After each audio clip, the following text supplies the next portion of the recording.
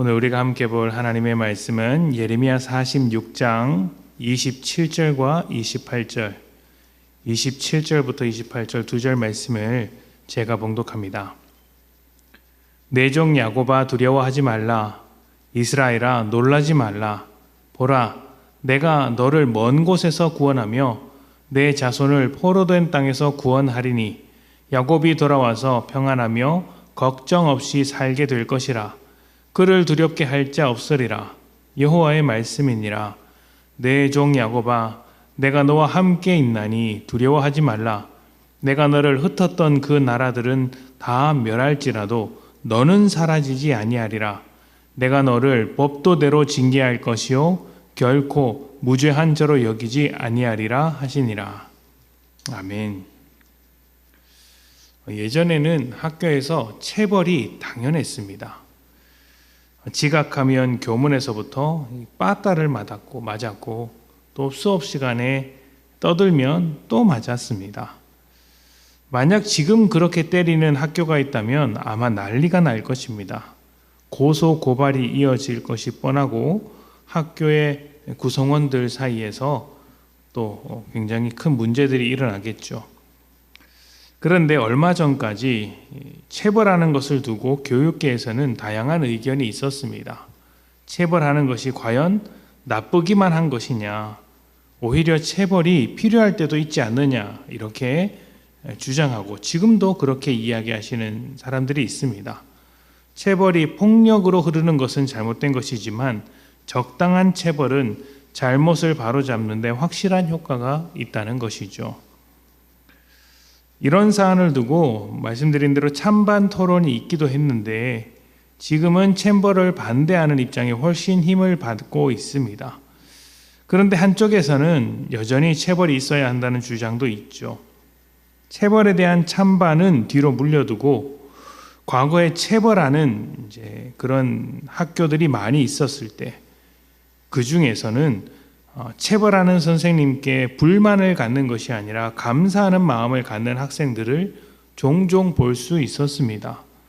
왜 그런가 했더니 나의 잘못을 고쳐주기 위해 체벌해 주신 것이니 감사한 마음을 품는다는 것이죠.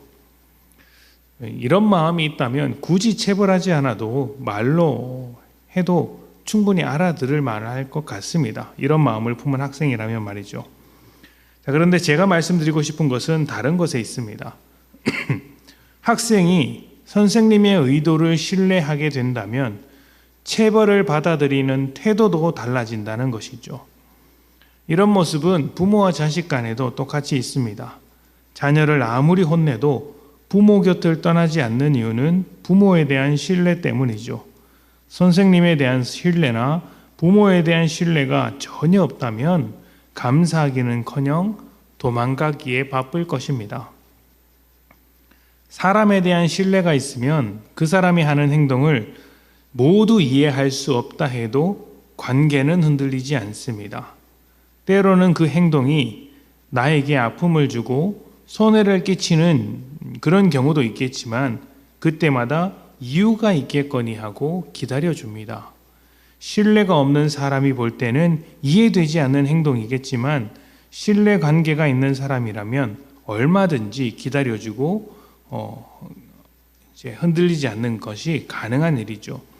그리고 신뢰를 받고 있는 상대방은 그 신뢰에 그 믿음에 응답해서 또 배신하지 않으려고 애를 쓰겠죠.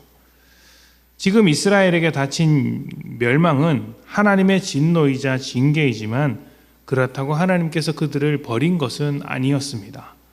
하나님을 따를 때도 우상을 따를 때도 거룩하게 살아갈 때도 죄를 지을 때도 변함없이 하나님의 백성이었습니다. 그들이 잘해서 하나님의 백성이 된 것이 아니라 하나님께서 그들을 품어주셨기 때문이고 하나님께서 그들을 사랑해 주셨기 때문에 하나님의 백성이었죠. 하나님은 그들의 왕되심을 포기한 적이 없었습니다. 그들을 버리겠다고 생각한 적도 없으셨습니다. 다만 하나님은 그들을 고쳐서 더 복되게 거룩하게 잘 살게 하시려는 마음을 갖고 계셨던 것이죠. 만약 이스라엘이 이러한 하나님의 은혜와 마음을 신뢰했다면 어떻게 했을까요? 나라가 망할 리도 없었겠지만 설령 망하게 된 지금이라 할지라도 마음을 돌이켜 하나님을 신뢰했다면 망하게 하시는 하나님의 뜻을 따르려고 했을 것입니다. 이 과정에서 우리는 분명히 힘들지만 하나님의 뜻이 있을 것이다. 하나님께서 회복시키실 것이다. 우리를 이렇게 버려두지 않을 것이다. 신뢰했을 것입니다. 그리고 하나님의 말씀대로 그 자리에 머물며 하나님의 때를 기다려갔겠죠. 애굽으로 도망가는 사람들도 없었을 것입니다. 이것은 결국 이런 해답을 안겨줍니다. 우리가 어떤 문제를 안고 살아가느냐, 또 어떤 상황을 만나느냐의 문제보다 훨씬 더 중요한 문제는 지금 내가 하나님을 신뢰하고 있느냐, 이 문제가 가장 중요한 문제라는 것을 알게 해줍니다. 우리에게 찾아온 아주 불안해 보이는 문제가 정말 큰 문제로 보이는 이유는 딱 한 가지입니다. 하나님을 신뢰하지 않기 때문입니다. 우리를 위해 변함없이 일하시며 함께 하시는 하나님, 그리고 그 하나님이 우리의 선한 아버지 되신다는 것을 믿는다면 문제는 오히려 기회가 됩니다. 나를 고쳐낼 기회가 되고요. 나를 성장시킬 기회가 됩니다. 또 나를 거룩하게 살아가게 하시는 하나님의 은혜를 경험할 기회가 되는 것이죠. 하나님의 뜻을 따라갈 기회도 되고요. 더 복받을 기회가 됩니다. 그런데 우리는 이런 하나님을 신뢰하지 않고 지금 내게 닥쳐온 상황만 보고 있으니 불안하고 고통스럽고 두렵고 도망가고 싶은 마음이 들게 되는 것이죠. 믿는 자는 아무리 실패해도 아무리 망해도 천국이라는 결과를 가지고 있습니다. 그러니 이 세상에서의 문제가 무슨 문제이겠습니까? 하나님은 우리를 천국으로 인도하고 계신 분이시며 또 천국에서 살아야 할 삶을 이 땅에서 살기 위해 천국의 사람답게 만들어 가시는 중이십니다. 현재를 살고 있는 우리에게 영원을 바라보게 만드시며 그 영원한 길로 인도하시는 분이시죠.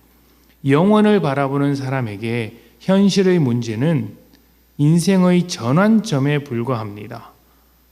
바꾸는 시간이라는 뜻입니다. 나를 바꾸기 위해 시험이 찾아왔고 문제가 찾아왔으니 여전히 우리를 인도하고 계신 선하신 하나님을 신뢰하며 때로는 기다리기도 하고 때로는 뛰어넘으면서 살아가는 것이죠. 문제보다 크신 하나님께서 우리를 도우시며 인도하신다는 믿음을 가지고 인생을 살아가는 것입니다. 하나님은 선하십니다. 하나님은 한 번도 우리를 포기하지 않으셨고 우리를 향한 계획을 내려놓으신 적도 없습니다. 변치 않는 하나님을 신뢰하십시오.